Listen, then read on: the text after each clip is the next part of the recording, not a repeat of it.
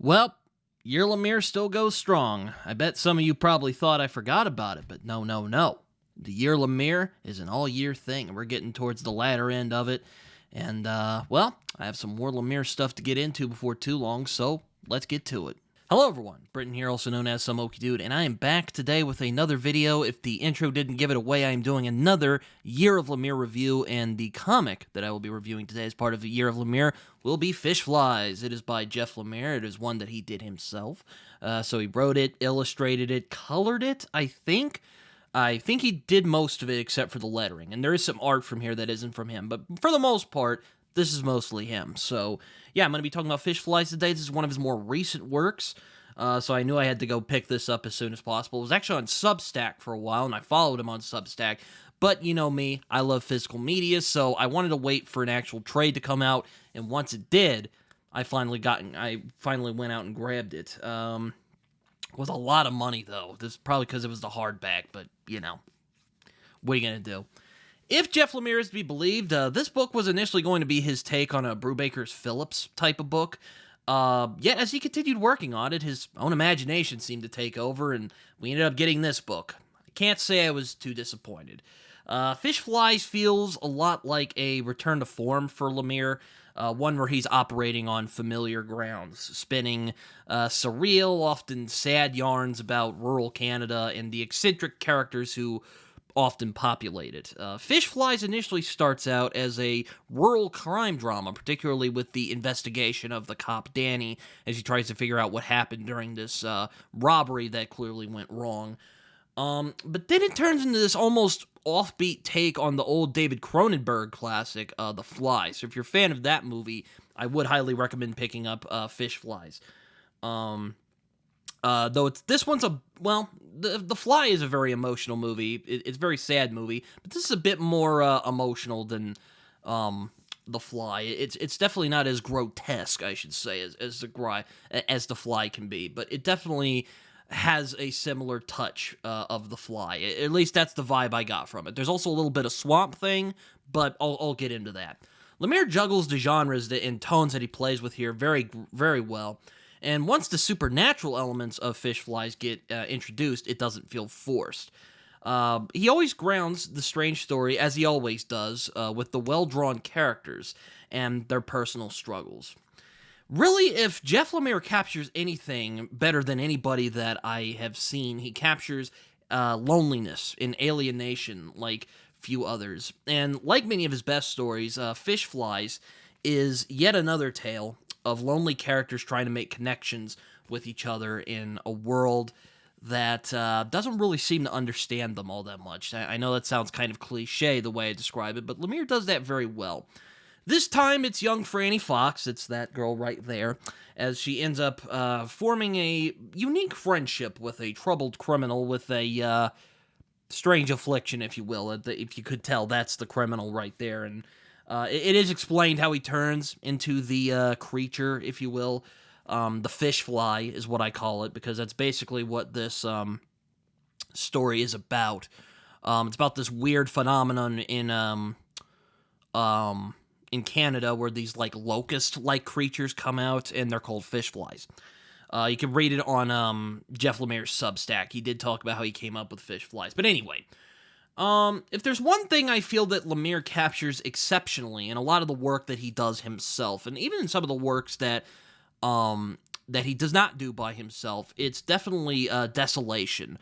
The settings are always just so hollow, if you will. Like, let me just find some illustrations here real quick that I think really capture this. Like this sequence right here. It's very desolate. It's very lonely. It's very, I don't really know how to describe it. It's very, it's just very, isolated. I think isolated is a good word. Desolate makes you think it's like a post-apocalyptic. Here's another really good one right here. A very nice spread page that Lemire has done. But he really captures that isolated feeling very well, which makes sense, because he is from rural Canada, and he understands just kind of how monotonous and sometimes lonely that life can be. And he really is able to exude such an atmosphere and mood with very little color. And he uses watercolor a lot. He does use it a little in this, but it's not very small. It's very minimalistic, if you will. And there's always a very deep melancholy in his work as well, from Essex County to Roughneck, Royal City, and even Sweet Tooth. I've covered a lot of these books on my channel. Fishflies here is really an attempt from Lemire to combine the quiet desperation that can be found in stuff like Essex County or Roughneck, along with the genre trappings that you can find in Sweet Tooth. And for the most part, I think he succeeds. But if there is a theme that really is dealt with in this, and is a theme that is dealt with a lot in crime fiction, it is guilt. Guilt is definitely a recurring theme in crime fiction, whether it be Poe's narrator from The Telltale Heart, James Ellroy's many Broken Cops, or even the doomed Pinky Brown from the great novel Brighton Rock.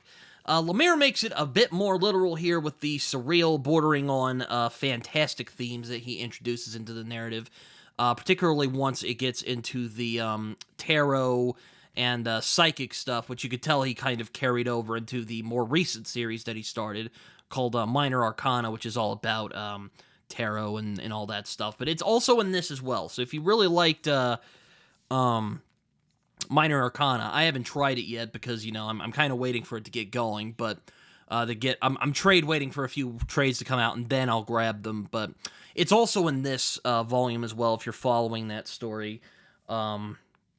It's really well done here, I think. It's solidly done, I should say. Our fishfly creature here is not shown to be a vicious criminal at heart, but really a sad, confused man who's made one too many bad decisions in his life, and to be honest, he has no idea how to come back from any of them.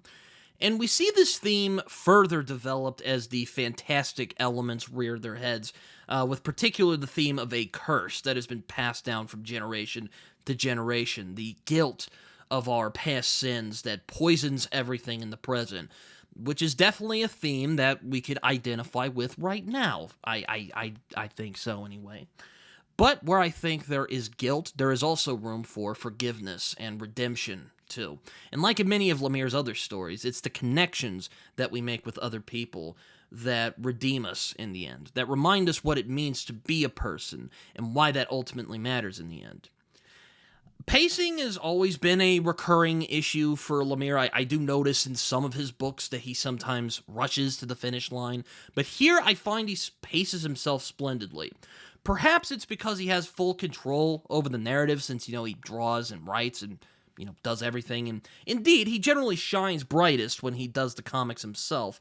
I really find that Lemire's fluidity here just reminds me a lot of Frank Miller, when he's at his best. Like, here's some examples right here. Really like his artwork in this. I like the muted colors.